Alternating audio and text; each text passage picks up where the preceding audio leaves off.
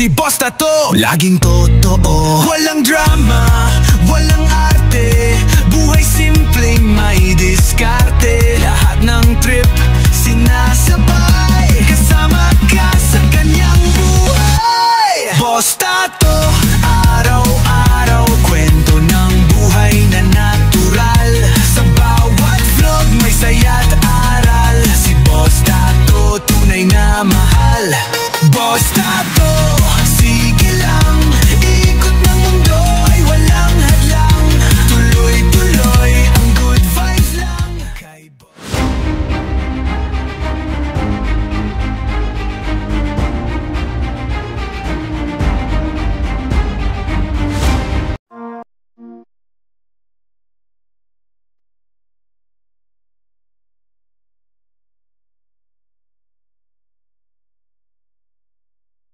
Sa bawat pagdating ng malalakas na unos, may kwento ng buhay, kwento ng takot, ng pag-asa, at ng katatagan.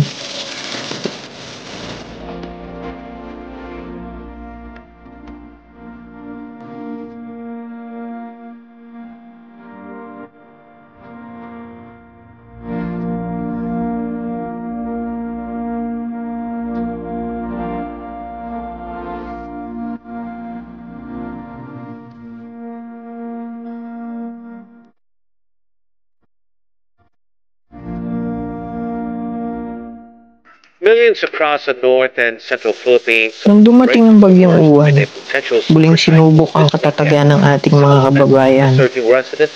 Isang unos na hindi lang nagdala ng tubig at hangin, kundi ng pangamba at pagkabahala. At tulad ng mga unos, dumaraan din si Uwan. Maaaring iniwan niya ang putik, ang pagkasira, at mga luha. Ngunit iniwan din niya ang isang mahalagang aral na sa bawat pag-ulan, may pagkakataon tayong maghilom, bumangon at magpasalamat. Ang kalikasan ay may lakas na kayang sirain ng lahat, ngunit ang puso ng tao ay may kakayahang buuin muli ito. Umabot na sa mahigit 100 ang bilang ng namatay dahilan sa bagyong.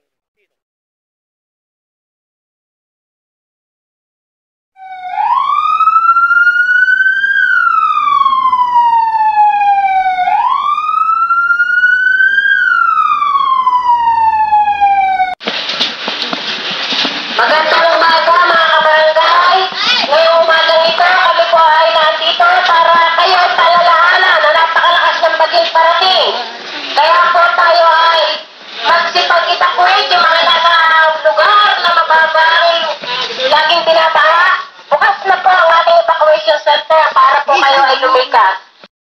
Magandang umaga po sa inyo lahat. Kayo po ay inaanyayahan naming lumikas na sa ating evacuation building para sa ating kaligtasan. Dahil po sa paparating nating bagyo ngayong araw, kami po ay nababahala sa inyong kaligtasan, kaya kami po ay umiikot para sa inyong lahat upang kayo ay palalahanan na tayo ay pumunta na po sa evacuation building ng ating barangay. Maraming salamat po.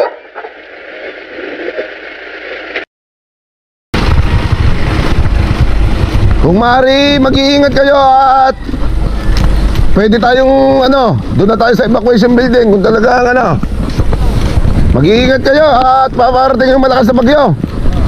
Pagka kinakailangan tayo, lumikas na tayo doon sa evacuation. Ang Pilipinas bilang isang arkipelago ay mayroong napakahabang baybaying dagat. Dito matatagpuan ang mga komunidad ng mangingisda at mga bayang umaasa sa yamang dagat. Ngunit ang biyaya ng karagatan ay siya ring pinagmumulan ng matinding panganib tuwing may dumarating na malalakas na bagyo. Para sa mga komunidad sa baybayin, ang bagyo ay hindi lamang tungkol sa lakas ng hangin at tindi ng ulan. Mayroon itong 3 pangunahing banta na direktang nagmumula sa dagat. Ang una ay ang daluyong ng bagyo. Ito ang pinaka makapaminsala at pinakamapanganib na banta, ito ay ang abnormal na pagtaas ng tubig dagat habang papalapit ang mata ng bagyo na nagdudulot ng isang gumagalaw na pader ng tubig na kayang bumura ng mga bahay at sumisira sa infrastruktura. Gaano man katibay ay madaling gumuho sa harap ng ganitong lakas. Ang ikalawa ay malalakas na alon. Kahit hindi pa tumatama ang storm surge, ang malakas at mataas na alon ay nagiging sanhi ng coastal erosion at pagkasira ng mga bangka na siyang kabuhayan ng mga tao. Ang ikatlo ay ang pagbaha. Ang kombinasyon ng tuloy-tuloy na matinding ulan at kawalan ng maayos na daluyan ay nagpapalubog sa mga mabababang lugar, nagdudulot ng kontaminasyon sa inuming tubig at nagkakalat ng sakit. Magandang umaga mga kabarangay. Ngayong umagang ito, kami po ay nandito para kayo talalahanan na napakalakas ng bagyong parating. Kaya po tayo ay magsipag-itakwid yung mga nasa lugar na mababang laging tinabaha. Bukas na po ang ating evacuation center para po kayo ay lumikas. Pangkaraniwan na ang ganitong senaryo sa tuwing may darating na bagyo. Matyagang iniikot ng opisyales ng barangay ang bawat bahay upang bigyan ng paalala na kailangan na silang lumikas. Umaga mga kabarangay, ngayong umagang ito kami po ay nandito para kayo ay talalahanan na napakalakas ng bagyong parating. Kaya po tayo ay magsipag-itakwid yung mga nasa lugar na mababang laging tinamaan. Bukas na po ang ating evacuation center para po kayo ay lumikas. Ngayong araw na ito po, mga kabarangay. Magandang umaga mga kabarangay. Ngayong umagang ito kami po ay nandito para kayo ay talalahanan na napakalakas ng bagyong parating. Kaya po tayo ay magsipag-itakwid yung mga nasa lugar na mababang laging tinabaha. Bukas na po ang ating evacuation center para po kayo ay lumikas. Ngayong oras na ito po, kayo po ay inaantabayan na para pumunta sa evacuation center. Maraming salamat po mga kabarangay.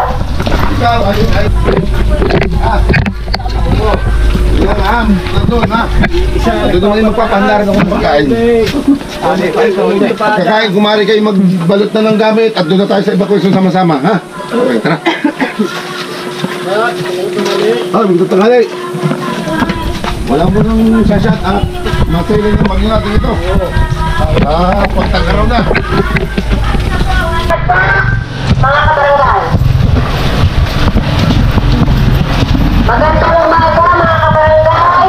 Ngayong umagang ito kami po ay nandito para kayo ay talalahanan na napakalakas ng bagyong parating. Kaya po tayo ay magsipag-itakwid yung mga nasa lugar na mababang laging tinabaha. Bukas na po ang ating evacuation center para po kayo ay lumikas. Ngayong oras na ito po, kayo po ay inaantabayan na para pumunta sa evacuation center. Maraming salamat po, mga kabarangay.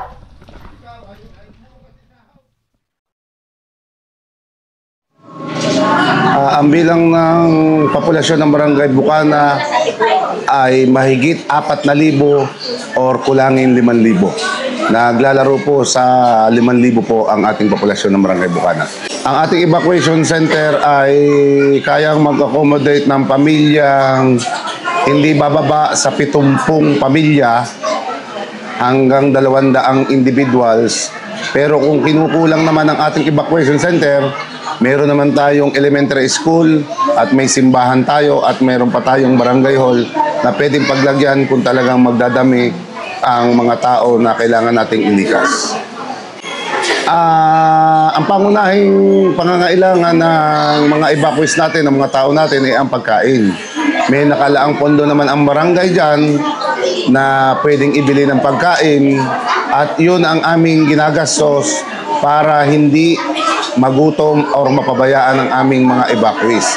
Sadyang may naka-allotted budget po kami dyan na sadyang nanggaling po sa pondo ng barangay ang aming ginagastos sa mga tao namin nag-evacuees. At may mga tao rin naman tayong tumutulong na kagaya ng mga vice mayor, konsehal ng bayan, congressman na nagpapaabot naman ng tulong.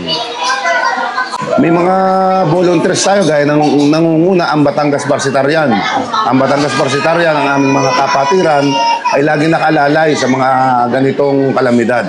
Maaasahan mo talaga pagka ang Batangas Barsitarian ay aking kinausap, kaagad naman silang tumutugon at tumutulong sa ating kabarangay.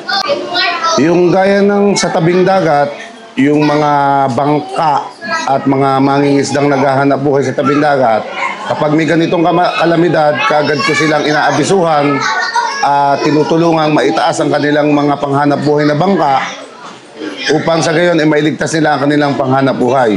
Doon naman po sa may mga tinutubig o binabahang lugar na sityo dito sa ating Barangay Bukana, ay ang tanging paraan po ay ang pagsasaayos po ng mga kanal na daluyan ng tubig papunta po sa ilog. Pangunahing pangangailangan, siyempre, pagkain, yung mga gatas ng mga bata at mga gamot na kung sakasakaling magkakaroon sila ng karamdaman na lagnatin o hindi maging maganda ang kanilang pakiramdam ng kanilang tiyan, gamot at pagkain ang mga pangunahing kailangan ng aking mga evacuees. Ako po si Gina Rojas. Ako po ay isang PWD sa kaso pong diabetic patient. Ako po ay nakatira sa Canigidos, Bukana, Cebu, Batangas. At ako po ay wala pong trabaho dahil sa akin pong kakayahang hindi po magtrabaho dahil sa akin pong kalagayan. At ako po ay nakatira po sa tabing dagat. Ang iniiwas ko lang po doon yung hangin at alon na darating. Kaya po ako lagi pong pupunta sa evacuation center. Tsaka po, ako po ay hindi makapaghanap buhay po sa panahon po ng aking pagiging isang PWD patient. Kaya binubuhay ko lang po ang aking anak. Sa minsan po, hihingi, may magbibigay, ganun lang po. Ganun lang po ang nararamdaman kong tulong sa aking anak. Dahil sa kagustuhan ko din po siya makatapos sa kanyang pag-aaral, humihingi po ako ng tulong sa iba na para po maging okay ang kanyang pag-aaral. Saka po, sana po, sana naman po ay lumayo po ang bagyo sa oras na ito para po lahat po ay maging okay po sa panahong ito.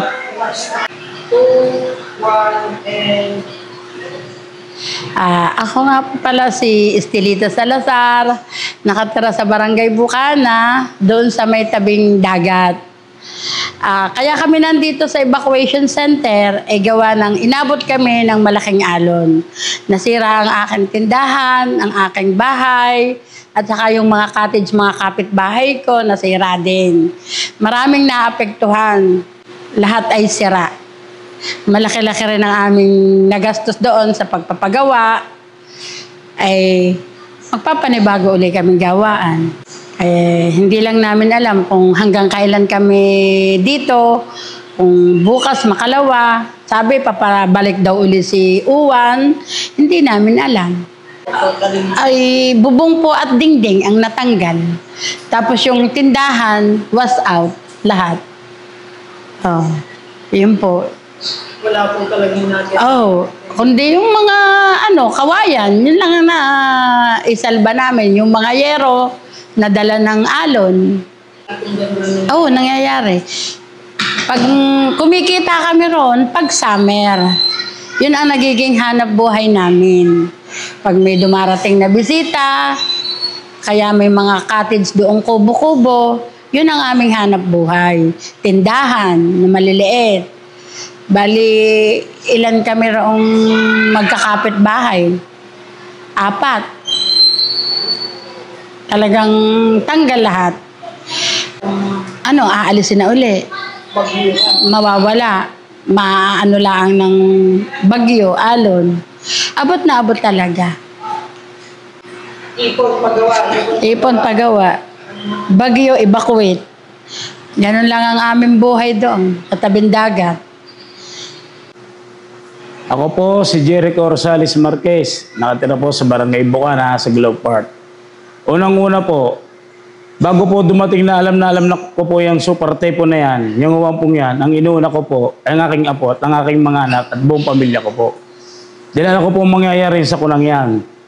Dahil una ko po lagi silang iniligtas. At ito pong sumunod na panghanap buhay ko, yung mga kadis na pinagawa ko na nag-champion sa mga sabog, eh sadyang pinabayaan kong makuha at talaga wala na pong magagawa ng oras ng gabing yun. Mahalaga po ang buhay ng tao kaysa mga kasangkapan ng mga kadis na panghanap buhay ko. Sa totoo po lamang, lagi na po lamang taon-taon ganyan na nangyayari po sa amin. Ubos po lahat. Ay talaga wala akong natira. May natira man bakal na kanupe. Ay talaga nagpapasalamat po lang ako at kami lagi na lang mga buhay.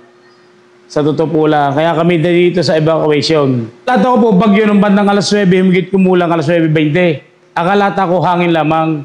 Ay nakabantay po ako dahil marami po ang gamit na binabantayan. Ay birin niyo po pala yung tubig. Ako iakit to sa gate ng Globe Park. Dahil nakita ko yung mga papag ko at yung mga kahoy sa sulubong sa akin, kaya di ko nagtatakbo na. Ako po yung nakasaksi na kaya hindi ko kinaya. At sabi ko, masira na masira lahat, madali namang ipundar yan. Mahalaga nga yung buhay ng tao. Eh ako tumakbo na po ng gabi dahil ako nagbabatay sa akin po mga gamit namin. Ubus po lahat. Eh kita-kita yung babaksak sa akin ng tatama sa ng troso ng malaking kayo nakabalandra. Mga papag ko na pala lahat yun, mga kabinet na. Papag, mga silya, mga double dick ko, lubog ho lahat. Ultimo lahat ng kapitbahay namin, gayon din nangyari. Ubos po lahat.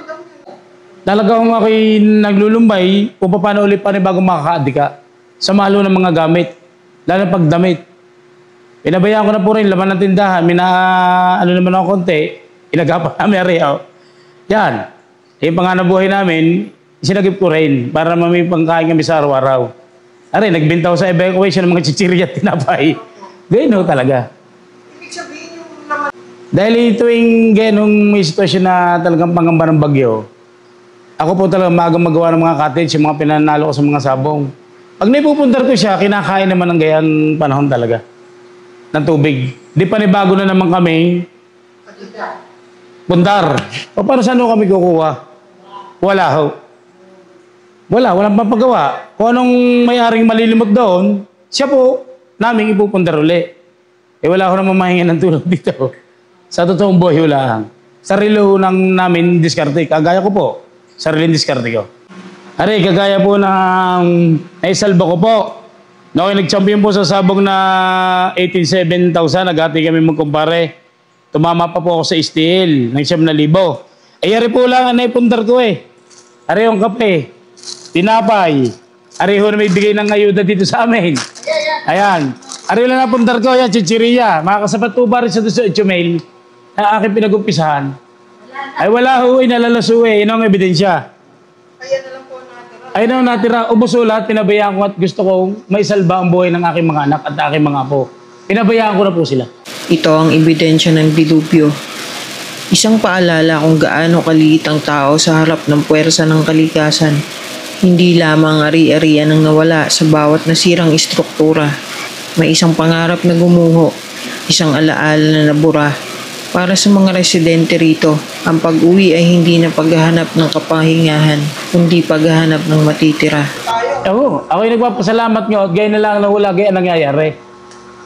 Iba ho ang buhay kaysa patay. Kasi na po yung mga ganyang material sa bagay na may kaya pa namang itayo. Mahalaga po yung buhay ng tao. Kaya nagpapasalamat po ako na ganyan po lagi nangyayari taon-taon sa amin. Kami mga buhay. Ilang araw matapos ang paghupa ng bagyong uwan, ang imahe ng pinsala ay nanatiling sariwa. Hindi na natin maririnig ang ngit-ngit ng kalikasan, kundi ang katahimikan ng pagkawala. Ang dokumentaryong ito ay hindi lamang nagtatala ng pinsala, kundi ang katatagan ng Pilipino, ang ating kakayahang bumangon ng paulit-ulit, hindi dahil tayo ay bihasana, kundi dahil tayo ay may kakayahang magmahal at magmalasakit sa isa't isa. Ang bagyo ay isang paalala sa pangangailangan ng kahandaan, ng paggalang sa kalikasan, at higit sa lahat ng pagpapahalaga sa bawat araw at sa bawat isa. Ang pagbangon ay magiging mabagal at mahirap, ngunit sa pagtatapos ng paglalakbay na ito, Umaasa tayo na ang kasaysayan ng bagyo ay hindi matatapos sa pagbagsak, kundi sa pagtatayo ng isang mas matibay, mas handa at mas nagkakaisang komunidad.